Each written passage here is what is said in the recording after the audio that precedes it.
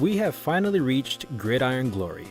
I've been meaning to rewatch this episode for a very long time, and now that we are making videos about every episode of the show, the time has finally come. This is an episode I don't see people talking about, which is a shame because when I watched it for the first time, I really liked what it was going for. This one shouldn't be too long, so let's jump into it. We open with Brad and Jenny walking onto a football field, with Jenny getting ready to audition to be a cheerleader and Brad begrudgingly trying out for the football team. Apparently the team sucks and Brad doesn't want to get clobbered. Once we see the team, it starts to make a little more sense. My god, they kinda look like... Insert your favorite football team here. Can you really blame the players? I mean, one of them is missing an eye and a leg. Brad completely screws up his tryout and gets on the team anyways. Jenny doesn't have the same kind of luck. While her body morphing technique is a sight to behold, sending one of the girls into the stratosphere may have been a step too far. We know that Jenny could probably save that girl, but she awkwardly steps out of frame instead. Cheerleading does not suit Jenny, and that's totally fine. It's definitely not for everyone. But when Jenny gets her hands on a football, she actually excels at the sport, even more than the team's star player. Impressed with her abilities, the coach decides to make her the new team's quarterback, to the dismay of the current quarterback. There's one quick thing I'd like to address. Jenny's locking system allows her to lock onto humans, and I can only assume that the system is meant to kill, seeing how fast that ball was going.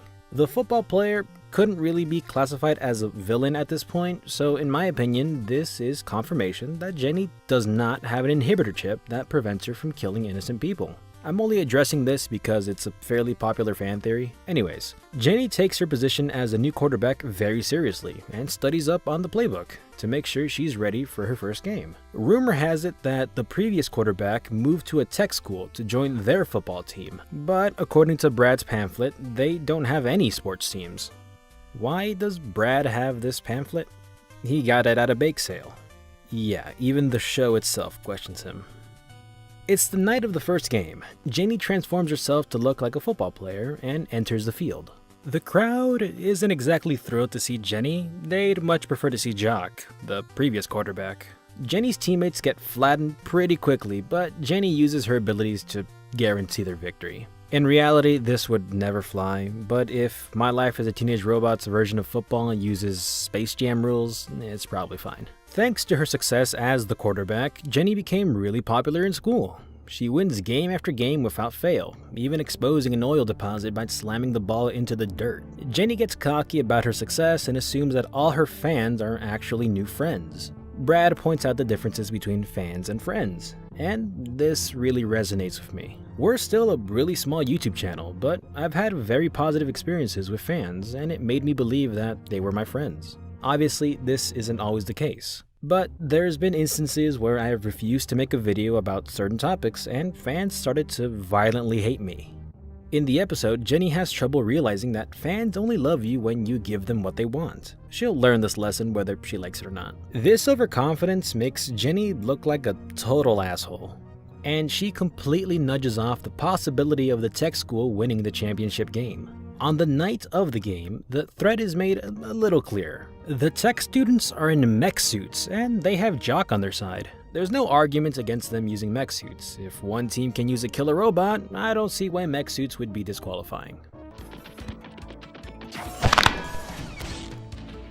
Oh my god, did they actually kill that kid? In the end, it's up to only Jenny and Brad to win the game. What happened to everyone else? But what about Dominelli? Broken scapula. Thomas? They ripped his lips off. Sanchez? Fractured tongue. Parkins?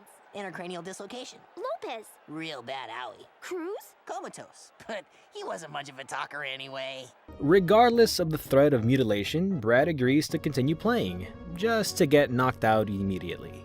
Watching from the sidelines, Brad notices that Jock was feeding football information to the nerds through a headpiece.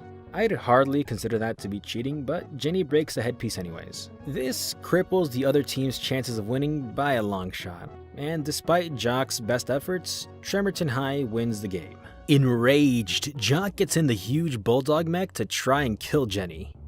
I was hoping for an epic Gurren Lagann fight here, but a cat distracts the mech and it forces him to run away instead. Shortly after, Animal Control sees the huge bulldog and chases them as well. No worries, stock teenage girl C-17 is okay. She landed in the void. The show didn't forget about her. That was Gridiron Glory. If you're able to forgive cartoon logic, this episode is really solid. I haven't seen the episode in a while, so I remember there being an element where people were telling Jenny she couldn't be a football player because she's a girl. I'm glad that was a degradation of my brain and not a choice the episode itself made. I think that it was smart for the episode to ignore the concept of gender roles completely. Think about it for a second. Much like how boys are conditioned to like action figures like Transformers, girls are conditioned to like playing with dolls and having tea parties. This continues into their teenage years, and the girls might feel like they have to be cheerleaders, and the boys could feel like they need to be football stars. This episode shows and doesn't tell. There was never a point where it claimed that Jenny should keep trying to be a cheerleader, and nobody hated Jenny for being the quarterback just because she was a girl. By showing developing minds that these roles don't need to be followed, they could become encouraged to break those boundaries. So yeah, I really praise this episode for not addressing the elephant in the room. I'm not sure if you guys feel the same way about this episode as I do, but I really liked it. Please, tell me how you feel about it in the comments below. Also, I refer to this girl as stock teenage girl C-17 because that's what she's referred to as on the character model sheets from the show's production. Since she doesn't have a name, what would you name her? Leave your suggestions in the comments as well. I've been your narrator, DC. Thank you for watching.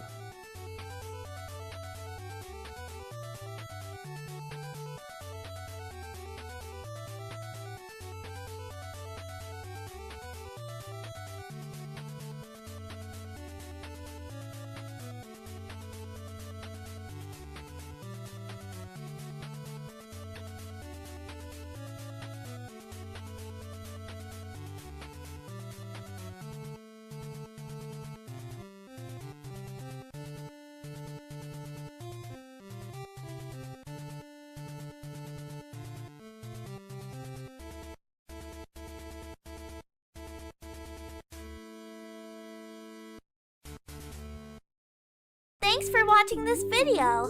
If you enjoyed it, leave a rating. If you want to reach us, leave a comment. Or check out our other platforms. Links are in the description.